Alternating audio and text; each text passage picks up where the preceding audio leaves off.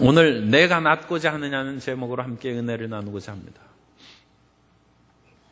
사람이 물에 빠지면 지푸라기라도 잡는다고 합니다. 하나님께서는 사람들에게 강인한 생명력을 주셨어요. 죽고자 하는 사람이 없습니다. 살고자 하는 것입니다. 그런데 하나님께서는 인간에게 생명력만 불어넣어 주신 것이 아니라 실제로 사람을 살리시고 치료하시는 하나님이십니다. 이스라엘 백성들이 애굽에서 400여 년 동안 노예로 살아가다가 자유와 해방을 얻어서 탈출을 했는데 나와보니 홍해가에 머물러 있어요.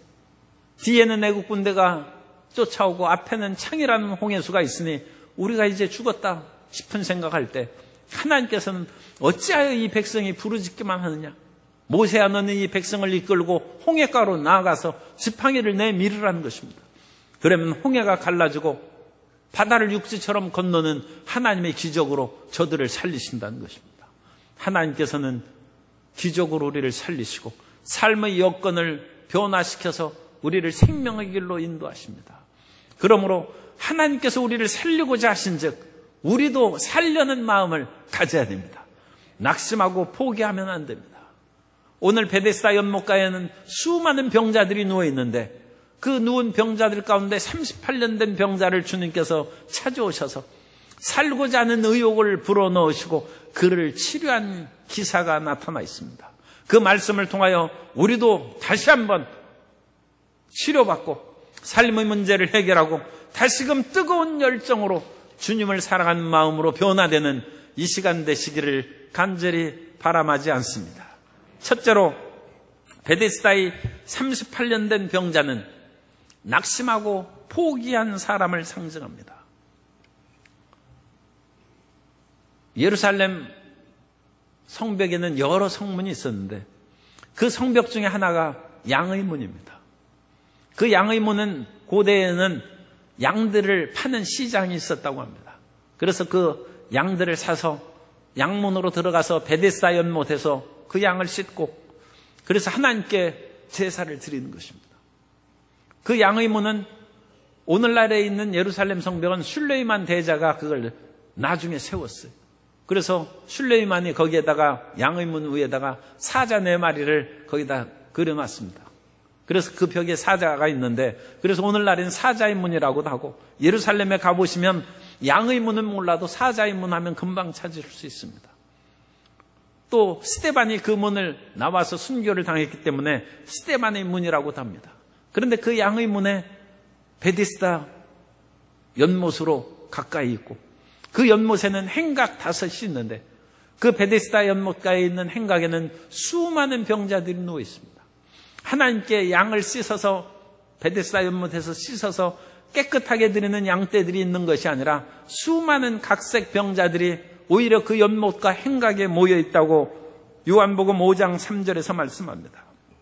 그 안에 많은 병자, 맹인, 다리 저는 사람, 혈기 많은 사람들이 누워 물의 움직임을 기다리니 가끔 천사가 와서 그 연못물을 움직이는데 그 물이 막 끓어오르고 동하는 것이죠. 그때 누구든지 먼저 들어간 사람은 깨끗이 기적적으로 치료함을 받았습니다. 그러니까 그 소문이 나자 한 사람 두 사람에서 그 행각 5채가 있는 곳에 사람이 가득하고 있습니다. 그런데 그 가운데 특별히 38년 된 병자가 있어요. 무슨 병에 걸렸는지 어쨌든 38년이 됐어요. 그 사람이 그냥 오랜 병자라고도 얘기할 수 있습니다만 성경에 38년 된 그런 내용을 찾아서 살펴보면 아마도 불순종하고 하나님을 거역함으로써 병에 든 사람이라고 생각할 수 있습니다. 이스라엘 백성들이 애굽에서 나왔어요. 그리고 하나님의 인도하심을 받아서 시내산에서 율법을 받고 그야말로 기쁨 가운데 이제 하나님의 백성으로 가나안 땅으로 들어가려고 했을 때 가데스 바네아에서 12명의 정탐꾼을 보냈는데 그 12명의 정탐꾼이 부정적인 보고를 하자 이스라엘 백성들이 하나님이 함께 계시고 우리를 사랑하사 시내산에서 말씀까지 주셨다는 것을 새까맣게 잊어버리고 우리 애굽으로 돌아가자 했습니다. 그때부터 불순종의 시대. 그로 말미암아 이스라엘 백성들이 38년 동안 광야에서 헤매이다가 사해 남쪽에 흘러가는 강물에 세렛 시내가 있습니다. 그 세례 시내를 건너가면서부터 하나님께서 그 백성들에게 은혜를 내려주셨어요. 왜냐하면 세례 시내를 건너기 전까지 불순종한 첫 세대의 사람들이 다 죽었기 때문입니다.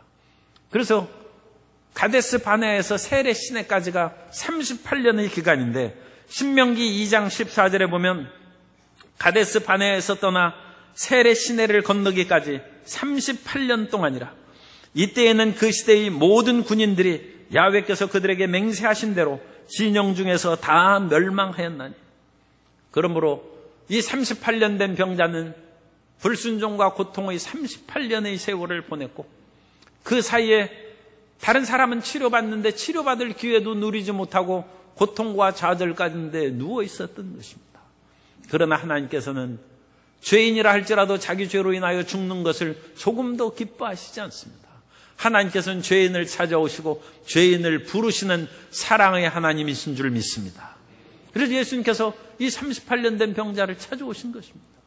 예수님께서는 성육신하기 이전에도 끊임없이 사람들을 찾아오시고 치료하시고 구원하셨습니다. 아담과 하와가 상함도 해함도 없는 에덴 동산에서 모든 것이 부족함이 없어요. 그럼에도 불구하고 하나님이 금지하신 선악을 알게 하는 나무 열매를 따먹고 반역을 했습니다. 그러나 범죄한 아담에게 하나님께서 찾아오셨습니다. 아담아, 내가 어디 있느냐? 하나님께서는 죄악으로 말미암아 두려움에 사로잡히고 질병과 저주로 말미암아 낙심하고 좌절한 인생을 찾아오십니다. 아브라함의 집이 그와 같은 우환이 가득했어요.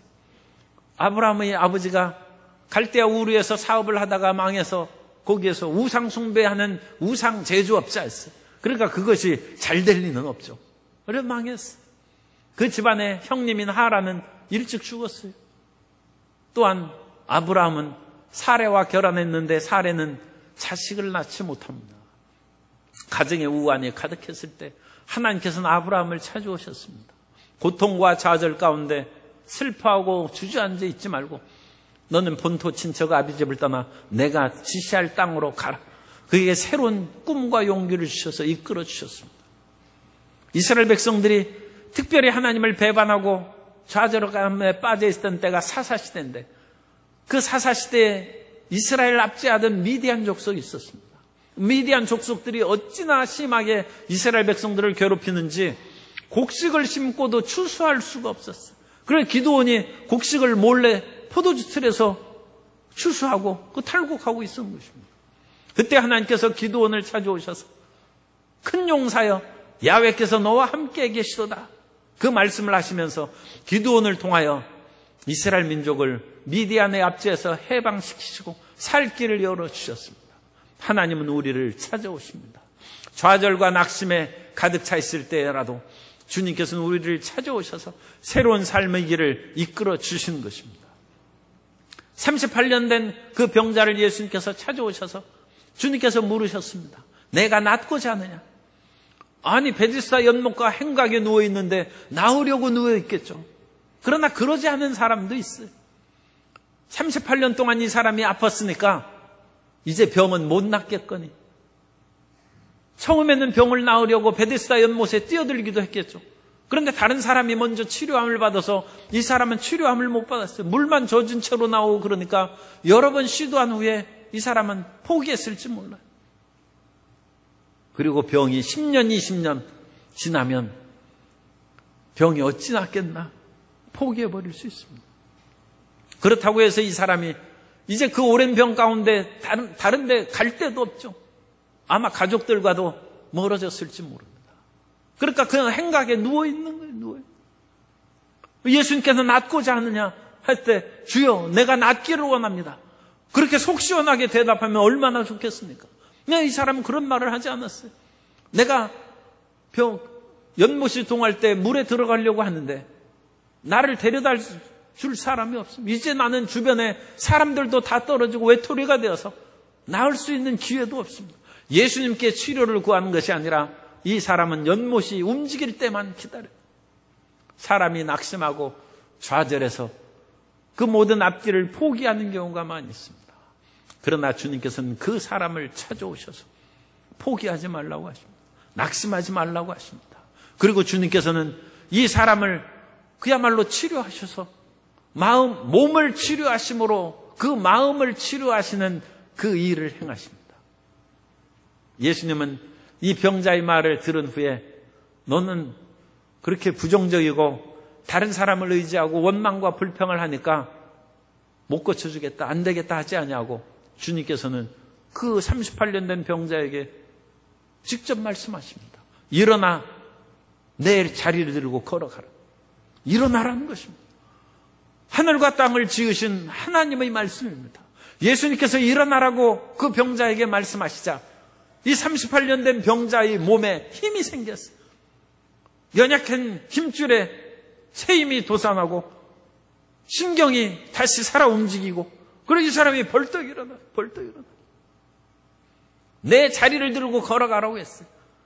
어떤 의사가 치료하면 당신 침상 정리하고 침상 들고 가십시오. 그런 의사가 있겠습니까? 그런데 예수님께서는 내 자리를 들고 걸어가라고 했어요. 그러자 이 사람은 순종의 사람이 되어서 지금까지 누워있던 그 자리를, 아니 몸이 아파가지고 움직이지도 못하는 그 사람이 어찌 자리를 들겠습니까마는 온몸에 생명의 기운이 넘쳐나자 벌떡 일어나서 자리를 들고 일어나 갔다는 것입니다. 자기 삶의 무게, 저주받은 것 같은 내 삶의 무게를 짊어지고 이제는 다른 사람을 의지하지 아니하고 원망 불평하지 아니하고 삶의 무게를 자기가 짊어지고 당당하고 힘차게 살아가는 사람으로 변화됐다는 것입니다. 주님께서는 오늘 우리의 몸도 치료하시고 우리의 연약하고 무기력하고 포기한 마음도 치료하기를 원하십니다. 주님께서는 우리를 새로운 살 길로 인도해 주신 것입니다. 두 번째로, 그러므로 우리는 끝까지 포기하지 않는 그런 삶을 살아야 됩니다. 예수님께서 끝까지 포기하지 않는 그런 마음 자세를 우리에게 가르치기 위해서 그 두 사람의 치료한 사실을 성경에 기록하셨습니다. 예수님께서는 갈릴리 서북 쪽 지역이 가버나움입니다.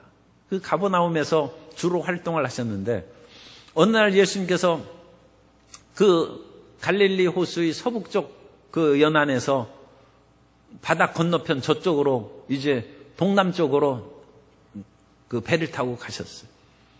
그쪽이 거라사인의 땅입니다. 그래서 거기에서 거라사 군대 귀신 들린 사람을 치료하시고 주님께서 치료하신 후에 다시 배를 타고 다시 가버나움 쪽으로 오셨습니다. 그런데 이 가버나움 쪽에는 또다시 수많은 문제를 가진 사람이 나타났어요. 그 가운데 두 사람이 야이로의 딸과 혈루증 앓던 여인입니다. 그 야이로는 가버나움의 회당을 만들어준 사람, 그 회당장입니다. 그런데 이 회당장이 12살 된 딸이 있었는데 죽을 병에 걸렸어요. 갑자기 그렇게 몸이 연약해졌는데 숨이 경각에 달렸어요. 그래서 이 회당장이 얼마나 다급한지 이 회당장이 예수님의 발 아래에 엎드려서 간구했다고 했어요. 세면이고 뭐가 없어요. 주님 살려주십시오. 그러자 예수님께서 그럼 같이 가자. 내가 내 딸을 살려주겠다 해서 가는데 그 가는 도중에 12해 동안 혈루증을 앓던 여인이 있었어요. 그 여인이 예수님의 옷자락을 잡고 그 즉시에 치료함을 받았어요. 그런데 예수님께서 그냥 가셔서 빨리 그 야이로의 딸을 살리셔야 될 거 아닙니까? 그런데 예수님께서 멈추시더니 누가 내 옷자락을 잡았는지 그 사람 나오라고 해요. 그래서 제자들은 수많은 사람이 예수님을 밀치는데 어찌 그런 일이 있겠습니까? 그런데 예수님께서는 믿음으로 손을 잡은 그 여인, 믿음으로 예수님의 옷자락을 붙잡음으로 치료받은 그 사람을 만나시고 그 사람의 간증을 듣기를 원하신 거예요. 그래서 그 자리에 서서 그 여인의 간증을 듣고 그러는 사이에 야이로의 딸이 죽었어요. 그래서 예수님께서 아직 말씀하실 때 그 딸이 죽었다는 것을 그렇게 사람들이 와서 얘기합니다.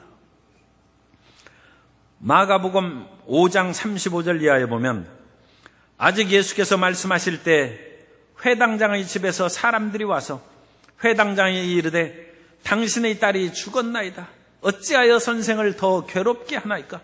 예수께서 그 하는 말을 곁에서 들으시고 회당장에게 이르시되 두려워하지 말고 믿기만 하라 하시고, 죽었나이다 하는 것이 아페다넨이라는 그 헬라어를 쓰고 있는데, 아페다넨이라는 것은 과거 직설법 능동태로 사용하는 끝났다는 얘기, 죽었다는 얘기. 사람은 죽으면 모든 것이 끝이라고 이제 생각합니다. 세상의 많은 일들은 죽으면 끝이 나는 일들이 있습니다. 그러나 그것이 절대는 아니에요. 우리는 죽어도 다시 사는 줄 믿습니다. 그러나 보통으로는 죽으면 끝났다고 했죠. 그래서 이 야이로의 집에서 사람들이 왔어요. 예수님을 기다리다가 딸이 죽었는데 이제는 끝났다는 것입니다. 이 세상에는 낙심하고 절망케 하는 일들이 많이 있어요. 끊임없이 사람을 절망하게 하고 낙심하게 합니다. 엊그제 신문에 보니까 미국에서 제118회 US 오픈 골프 대회가 열리는데, 그런 골프 대회나 그거하고 전혀 상관이 없는데, 신문을 보니까 거기에서 제가 특별히 오늘 설교 준비하면서 적당한 말이 나와서 제가 자세히 읽었어요. 118회 US 오픈 골프 대회에 수많은 선수들이 참여하는데, 거기에서 골프 황제라고 하는 타이거 우즈가 거기에서 참여를 했어요. 그런데 이 골프 대회장이 조금 어떻게 해안가에도 있고 산지에 이렇게 있나 봐요. 그래서 그 호텔에서 상당히 떨어져 있답니다. 그래서 일반 선수들은 참여하는 그 호텔에서 대회장까지 한 2-3시간을 차로 가야 된다. 그런데 타이거 우즈는 자기의 요트가 있어요. 그래가지고 그 대회장에서 가까운 해안가에 요트를 정박했어요. 그런데 그 요트 값이 무려 213억 원이래. 세상에 그런 요트도 있나 싶어요. 그러니 나는 우주가 그렇게 부자인 줄 몰랐어요. 그리고 213억 원 요트에 사서 거기에서 해안가에서 자기가 머무르면서 대회장까지 가면 한 1시간 정도 걸린다는 거예요. 그래서 다른 선수들보다 1-2시간 전략이 되는 것이죠. 그래서 대회 점수를 좋은 성적을 넣기 위해서 그렇게 이제 미리 준비한 거예요. 그런데 그게 문제가 아니라 그렇게 기자하고 대화하면서 골프 얘기가 나오자 타이거 우즈가 한숨을 쉬면서 골프는 사람을 좌절하게 하는 거라고 얘기를 하는. 아니 그렇게 이전에 세계 최고적인 골프 선수고 지금은 힘든 일이 많지만 어쨌든 골프를 생각하면 마음이 낙심하고 좌절하고, 그것이나 213억 원짜리 요트 있는 사람도 골프를 생각하면 마음이 덜컹 떨어져 낙심이 되고, 세상에 수많은 일들이 사람을 낙심하게 하고 뒤로 물러가게 합니다. 그러나 예수님께서는 이 야이로에게 말합니다. 그 집안에 온 사람이 죽었다, 딸이 죽었으니까 예수님을 더 이상 괴롭게 하지 말고 이제 모든 것이 끝났다 하지만 두려워 말고 믿기만 하라는 거예요. 두려워 말고 믿는 성도 여러분 되시기를 주님 이름으로 축원합니다. 두려워 말고 믿기만 하라는 거예요. 끝까지 믿어야 되고 끝까지 포기하지 않아야 됩니다. 그런데 끝까지 포기하지 않고 믿는 이 사람을 똑같은 지금 상황하에서 12해 동안 혈루증을 앓던 여인에게서 우리가 그 사실을 확인할 수 있어요. 이 혈루증은 여인이 이제 몸을 피를 유출하는 병입니다.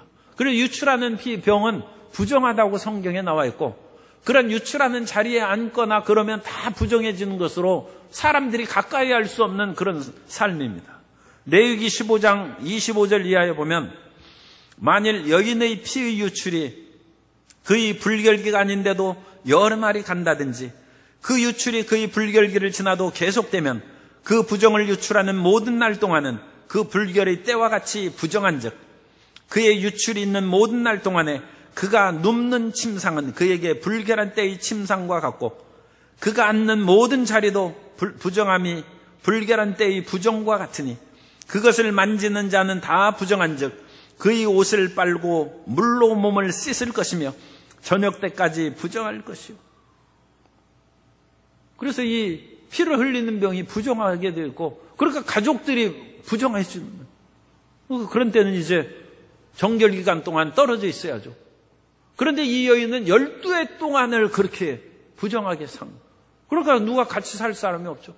믿음을 갖고 하나님 앞에 나아갈 사람은 근처에 같이 할 수가 없는 것이죠. 마가복음 5장 25절 이하에 보면 12회를 혈루증으로 알아온 한 여자가 있어 많은 의사에게 많은 괴로움을 받았고 가진 것도 다 허비하였으되 아무 효험이 없고 도리어 더 중하였던 차에 예수의 소문을 듣고 무리 가운데 끼어 뒤로 와서 그의 옷에 손을 대니 이는 내가 그의 옷에만 손을 대어도 구원을 받으리라 생각함이라. 사람이 아픈 후에 하루 이틀 지나서 몸에 차도가 생기면 살겠거니 생각하는데 3, 4일, 일주일 가면 내가 감기 몸살로 죽는 것이 아닌가 그런 두려움이 생깁니다. 그러다가 이제 치료받으면 또 잊어버리죠. 그런데 사람이 병이 났는데도 한두 달 걸려서 치료되지 않으면 마음에 걱정이 생깁니다. 이거 불치병이 아닌가? 난치병이 아닌가? 그런데 1, 2년 지나서 몸이 회복이 안 되고 비정상으로 그렇게 되어 있으면 못 고치는가 보다. 그렇게 생각하기가 쉬워요. 그래서 이것은 그냥 만성병이고 난치병으로 또 불치병으로 아마 그냥 목숨이 붙어있는 한 이렇게 아픈 것 움켜쥐고 살아가야 될지 모른다. 그렇게 생각하는 거예요. 그런데 그 여인이 12회를 아팠어요. 1, 2년도 안에 12회를 아팠어요. 그러니까 마음에 이건 불치병이 아닌가 해서 포기할 만한 시간이 충분히 지났다는 거예요. 또 이 여인은 많은 의원들에게 많은 괴로움을 당했다고 했어요. 성경이 참 정난하게 표현했죠. 많은 의원들에게 치료받았다는 것이 아니라 많은 의원들에게 괴로움을 당했다는 거예요. 우리 인간 의술의 무능함을 드러낸 거예요. 그 당시 사람들이 못 고쳤어요.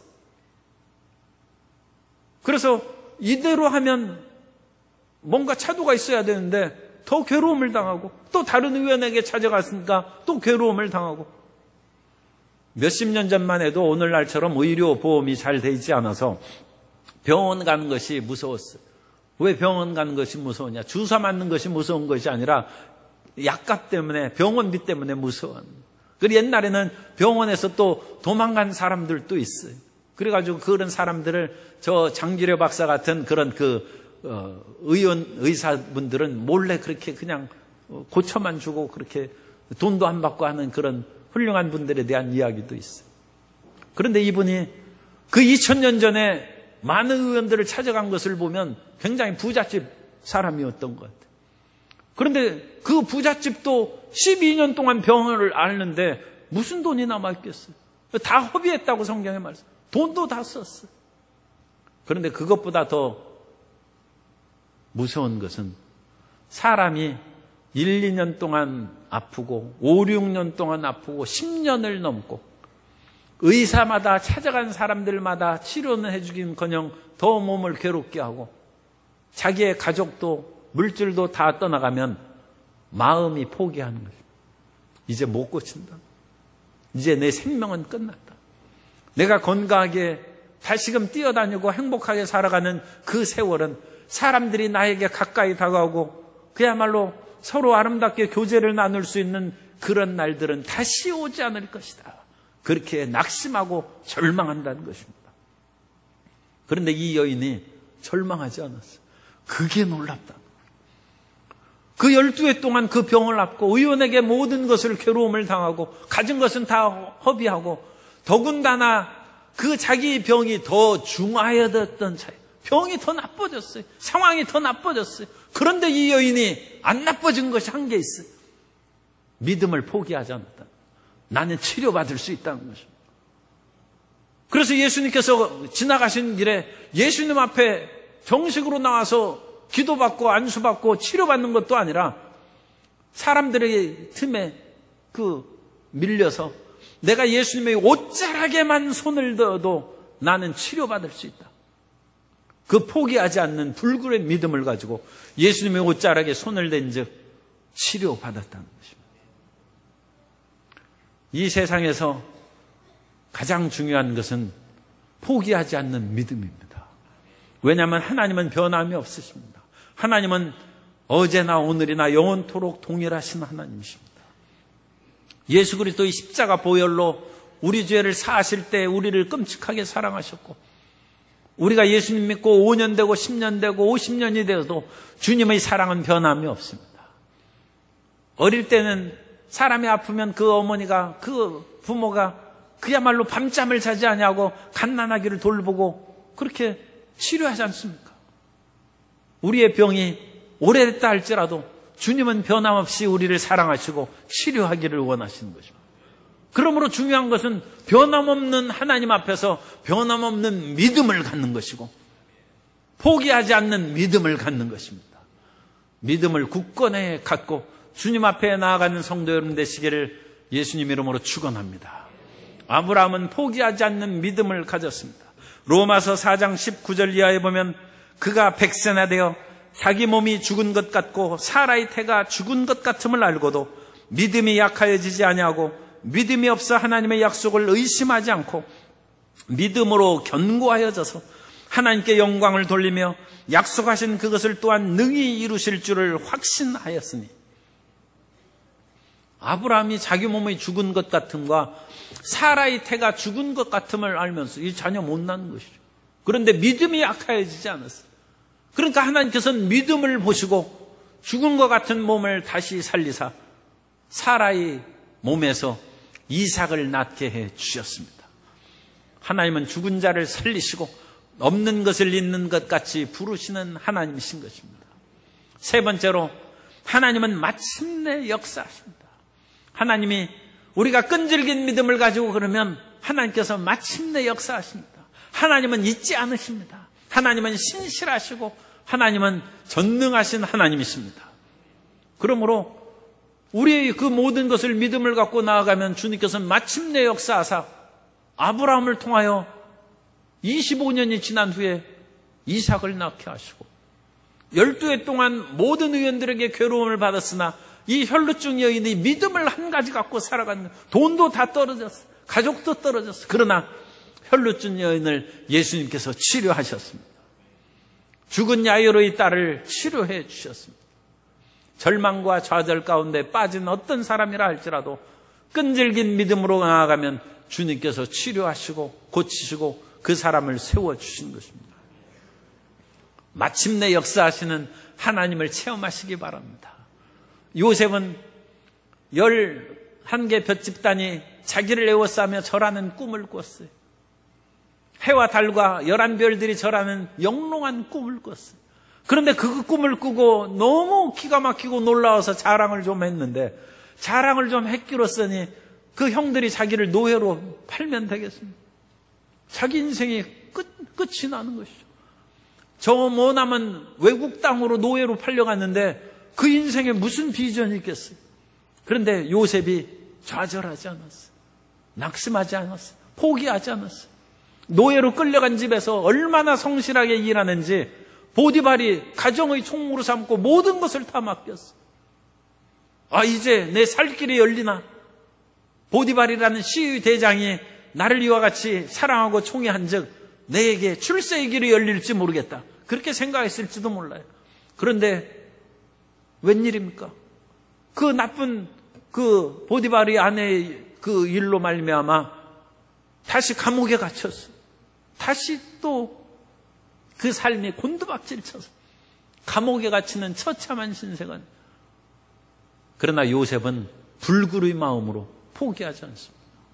끝까지 믿음으로 전진해 나아가며 하나님께서 요셉을 애굽의 총리로 세워주셨습니다. 마침내 하나님께서 세워주신 거죠. 다윗이 양을 치다가 사무엘에게 기름을 부어서 그야말로 이스라엘의 기름 부은 왕이 됐어요. 아직은 이제 영적으로 기름을 부은 것이, 실제적으로는 아직 시간이 기다려야 돼요. 그런데 그때부터 하나님의 도우심이 다윗에게 나타나서, 다윗이 원래 용맹스럽고 물맷돌을 잘 던진 사람이었겠죠. 그러나 골리앗을 죽일 만큼 갑옷을 쓰고 투구를 쓴 골리앗을 미간을 정통으로 맞아서 죽일 만큼 그건 참 기적적인 일이죠. 그런데 그 일이 이루어졌어요. 다윗이 모든 이스라엘의 장군들이 벌벌 떠는 골리앗을 물리치고 승승장구해서 왕의 사위가 되고 머지않아 정말로 왕이 될지도 모르는데, 사울은 천천히요 다윗은 만만이라고 하는 그런 여인들이 노랫소리를 듣고 다윗을 죽이려고 작정을 했어요. 그때부터 다윗은 도망자 신세가 됐습니다. 유대 광야의 그 사람 살기가 어려운 그 황무지입니다. 정말로 그 고통스러운 황무지에서 도피 생활을 하는데, 이게 웬 기회입니까? 사울이 피해 있는 굴 속에 숨어 들어온 거예요. 거기에서 사울을 얼마든지 쉽게 죽일 수 있어요. 그런데 다윗이 안 죽였어요. 하나님의 기름 부음 받은 자를 내가 죽일 수 없다. 하나님께서 나를 왕으로 세우시면 하나님께서 행하실 것이다. 2번이나 기회가 됐는데 다윗이 사울을 안 죽입니다. 그리고 하나님께서 블레셋의 손으로 사울이 죽음에 다윗이 마침내 이스라엘의 왕이 되었습니다. 믿음을 포기하지 말아야 됩니다. 하나님의 사랑을 의심하지 말고 끝까지 인내해야 됩니다. 변화하는 것은 이 세상이고 변화하는 것은 우리 마음이지 하나님은 변치 않으십니다. 우리가 그리스도 예수로 말미암아 이 하나님의 사랑을 체험하였고 성령의 인치심을 받았으면 끈질긴 믿음으로 나아가야 됩니다. 예수님께서는 이 땅에서 그 모든 사랑과 자비 사역을 마치시고 십자가에 못 박혀 돌아가셨습니다. 사람은 돌아가시면 아까 야이로의 딸처럼 끝났다고 생각합니다. 그러나 하나님께서는 예수님을 죽은 지 사흘 만에 다시 살리셨습니다. 예수님이 부활하시고 하늘과 땅의 모든 권세를 가지신 하나님으로 나타나셨습니다. 그러므로 예수님께서는 우리가 죽어도 다시 살릴 수 있는 능력이 있습니다. 사람이 죽어도 다시 산다는데 두려울 것이 뭐 있어요? 우리는 어떠한 일이 있어도 낙심하고 뒤로 물러가지 아니하고 믿음의 길로 걸어가야 됩니다. 주님께서 이와 같은 믿음을 확고히 갖고 이 세상을 살아나갈 수 있도록 오늘 우리에게 성령을 주셨습니다. 오늘 우리가 성령의 충만함을 받으면 힘들고 어려울 때마다 성령님께서 우리 마음 가운데 두려워 말라, 내가 너와 함께하니라. 주님께서 말씀하십니다. 놀라지 말라, 나는 내 하나님이 됨이라. 내가 너를 굳세게 하리라. 참으로 너를 도와주리라. 참으로 의로운 나의 오른손으로 너를 붙들리라고 말씀하십니다. 그러므로 성령의 충만함을 받고 항상 성령님을 인정하고 환영하고 모셔드리고 의지함으로 낙심하지 말고 용기 있게 전진하여 나아가는 성도 여러분이 되시기를 바랍니다. 영국의 빅토리아 여왕 시절에 목사이며 시인인 로버트 브라우닝이 이런 노래를 했습니다. 인생의 첫 부분은 인생의 마지막을 위해 지어진 것. 가장 좋은 그 부분은 아직 오지 않았네. 우리의 때는 하나님의 손에 달려있네. 사람들은 옛날이 좋았다고 합니다. 옛날에 건강했던 시절, 옛날에 모든 것이 풍요로웠던 시절이 좋아지고 앞으로는 그런 일이 오지 않을 것처럼 생각하고 말합니다. 그러나 이 브라우닝은 얘기합니다. 처음의 인생의 처음은 마지막을 위한 기초에 불과한 것이고 아직 좋은 것은 오지 않았다는 것입니다. 참으로 좋은 것을 우리에게 주님께서 주실 것입니다. 그리고 가장 참으로 좋고 가장 아름다운 부활과 영생을 누리면서 주님과 더불어 사는 행복한 그 날이 우리를 기다리고 있습니다. 그러므로 우리는 끈질긴 믿음으로 결코 낙심하지 말아야 됩니다. 주님께서는 오늘도 은혜를 우리에게 주실 수 있습니다. 주님께서는 오늘 이 시간에 우리를 치료하시고 오늘 이 시간에 삶의 저주와 낭패에서 벗어나게 역사하시는 하나님이십니다.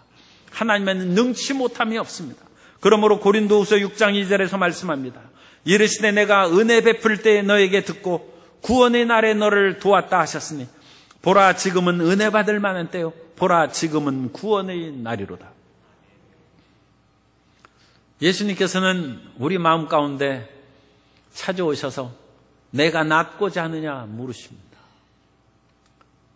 사람들은 낫고자 하는 마음을 잊어버리고 포기하고 그냥 이대로 그냥 살지, 그런 마음을 가질 때가 많습니다. 왜냐하면 세월이 우리를 그와 같이 만들었고 38년 된 병자의 기간입니다. 세월이 그렇게 만들고 또 우리 마음이